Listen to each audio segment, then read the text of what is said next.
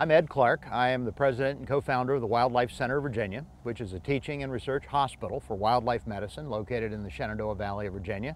We've been around for about 30 years, and our main job is teaching the world to care about and care for wildlife and the environment. Sometimes that takes us out of Virginia, though, and today I'm in Florida, and I've been here for the last week meeting with my colleagues in the wildlife care community because we're really concerned about the oil spill in the Gulf of Mexico. I was up there for about a week looking at the damage to wildlife, looking at the habitat in peril, looking at the long-term and short-term issues with which we are confronted, and we've got a big job ahead of us. So my work here this week has been to visit wildlife hospitals, wildlife rehabilitation centers, and wildlife care professionals to talk to them about their current interest and capabilities related to long-term wildlife health monitoring.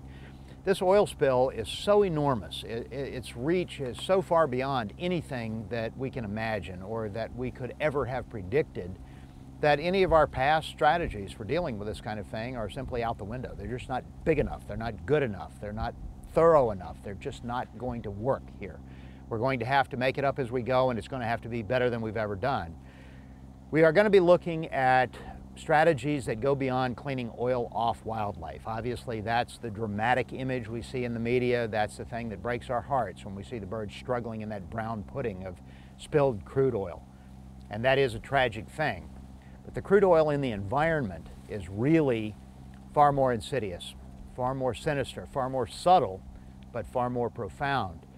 We're finding that certain animals that ingest even tiny amounts of oil have dramatic changes in behavior, changes in their coding, their nervous system, that prevents them from going into normal breeding behaviors, as an example. And for migratory species, they may be exposed to oil here in the Gulf of Mexico, but then they may return to the northern latitudes, the North Slope of Alaska, Canada, the northern United States, to their breeding grounds, and when they get there, they won't remember why they came, and they won't breed, and they won't reproduce. But if we are only looking for the impacts of this oil spill right here in the immediate proximity to the disaster itself, we're going to miss something, and we're going to miss something very important. So what we're trying to do now is to identify all the potential issues, and then identify all of those who might potentially see those issues or the implications of those issues. Get them trained, get them equipped with the right tools, the right data collection techniques, software, and together we're going to find out what's going on, what the implications are, and it's got to be something that we do over the long haul.